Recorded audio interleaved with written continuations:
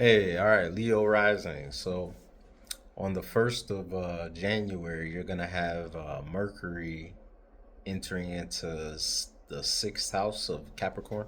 That's going to be like the first thing that's happening, first day. Um, but, you've already had Mars, the Sun, Venus in that sixth house. So there's already been some action, a bit of a spotlight, and probably even interest or pleasantry or women in this sixth house already. So now with Mercury entering, it's just kind of, it seems like now you're all in. And Mercury was in the fifth house of joy, children, fun, creativity, entertainment, kind of play, recreation. So what I would think is there's already been some action taken in work, which is the sixth house, work, health, routines. So something involving around health, work, routines. There's already been action taken there. Spotlights already. There's already focus kind of there, and like you're kind of looking there already. But I think that something, whether it's children going on or whether it's having fun, entertainment, enjoying life, has been still on the mind, and maybe you've still been like thinking about this and still caught up by this. But then on January 1st, it seems kind of like getting down to business, and whether that's in regards to work, like actually putting in the work, because it's kind of like that grind, or involving around health. So it seems like, yeah, on the first, like, yeah, you're kind of all in on that area. And then a few days later, on the third, you're going to have a full moon, and that full moon is going to be in your 12th house.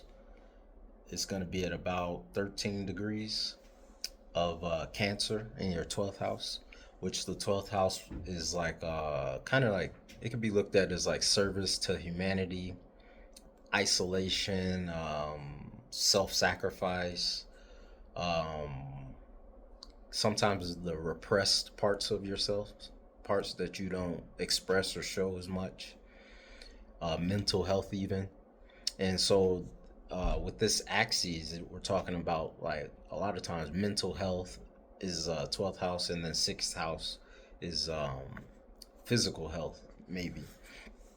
And what I'm looking at is there's going to be kind of this opposition, this pull between the two, where the moon is going to be in the 12th house, and you're going to have Jupiter there, an exalted Jupiter, really diving in, maybe expanding, maybe trying to find the meaning of something in isolation or while you're retreating from the world or just mentally, versus kind of this sixth house where you got the sun, a spotlight, Mercury, Venus, and then you got an exalted Mars there who's really trying to get things done. So whether that's in work, like your work and career or job, or in health, or there could be even something, let's hope that it isn't, but something health related going on as well, like something kind of, it could be something growing or like some type of like inflammation or something happening to the body that's affecting the body and the mind and just the whole body. So it depends on each person. This thing can play out in different ways, but definitely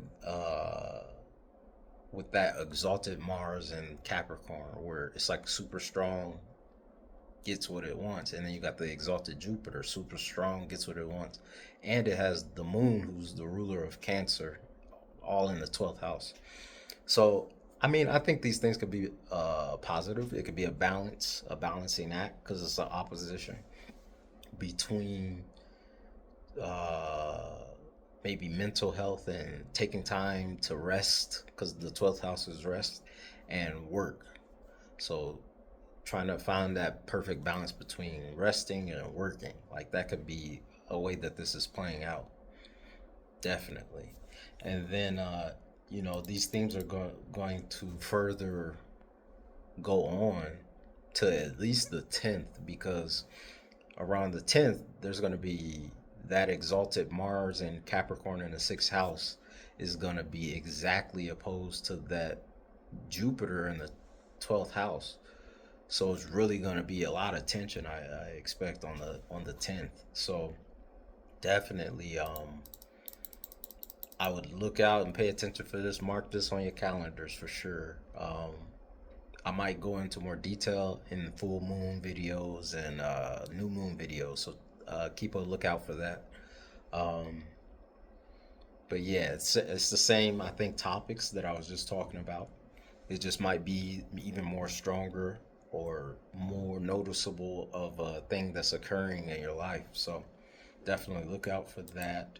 Um, I would say on the 16th, you're going to have the moon also in Capricorn in that sixth house. So whether it's work or health or um, sixth house also could do with pets, routines, nutrition, employment, service. So there's really just going to be a big focus. There's going to be 5 planets in Capricorn at that time when the moon gets there on the 16th. So just it seems like this first half of the month is really going to be focused on that 6th house and on that 12th house. Um, and then right after the 16th on the 17th, Venus is going to enter into your 7th house of relationships, one-on-one relationships, whether romantic, business, friendships. So it seems like to me, Venus is going to be the first to leave that 6th house. So something's going to catch your interest. Maybe there's a relationship on the rise that's starting, because Venus rules relationships as well. So something's just going to kind of happen in that regards. Maybe an interest, a relationship, maybe pleasantry or in an existing relationship. And then it seems like the other planets are going to follow suit.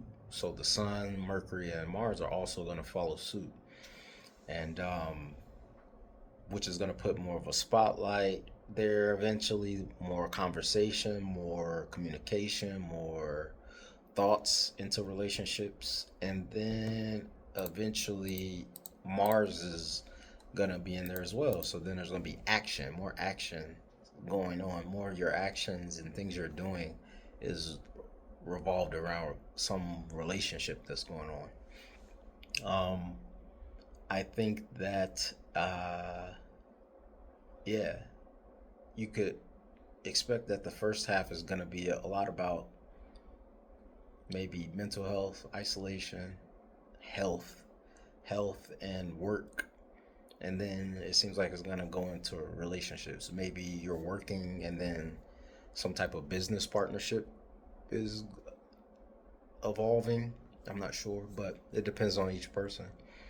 But also, I want you to note that Pluto is at 3 degrees. So as these planets are coming in, they're also going to have to come into contact and conjunction with Pluto. And Pluto typically wants to strip you of things, take away, transform, change, go deep, intensely deep, intense. So there could be a lot of intense things going on regarding relationships um, at that time, like from the second half, as all these planets start to come into conjunction. And this the first one is gonna be Venus, I believe, and that's gonna be around the 20th. So I would say from the 20th to about the 27th. There's gonna be a lot of things maybe changing and transforming, and maybe endings and beginnings and intense, intimate, deep. dark, even type of things going on involving relationships. So I definitely would be looking out for January. Like, yeah, a lot of things could be happening. And then on the 26th, you got Neptune moving into Aries, and that's your ninth house, the house of travel, long distance travel, philosophy, beliefs, deep, broad beliefs, um, foreign countries, foreign people, um, higher learning like universities and things like that, religion. So Neptune's going there, and it's leaving your eighth house. So for the next 14 years or so, and it's not coming. And the big thing is, it's not coming back to the eighth house of Pisces for a long time, for the rest of your life. So this is a time where maybe you'll experience like a more dreamy sense of travel or beliefs, like very deep spiritual beliefs. Maybe if you look back to what happened in the summer of 2025 when it took a dip into Aries before it went back into Pisces, you might have an idea of what is coming. But yeah, it just seems like, yeah, there's definitely going to be some big spiritual, just different changes on your philosophy, especially with Neptune there, you know. I could just see it just grand, big. It could be dissolving beliefs that you currently have. Um, it can make you more delusional as well with your beliefs. So, yeah, definitely. It's going to be an interesting month. Obviously, that transit is going to be happening for 14 years. So, you know, um, it's you got a journey, and then Saturn is going to enter on February. So it's going to bring a little structure for the next 2.5 years involving that, even paving the way a bit, because at some point it's gonna pass up Neptune this year or in 2026. So yeah, but yeah, I think it's gonna be an interesting month for sure. It looks like health and relationships are gonna be on the mind and gonna be the themes of the month. So definitely check back in, leave a comment, let me know like how this is playing out for you guys, because yeah, I think it's gonna be interesting. So yeah, that's it. Appreciate you. Take it easy.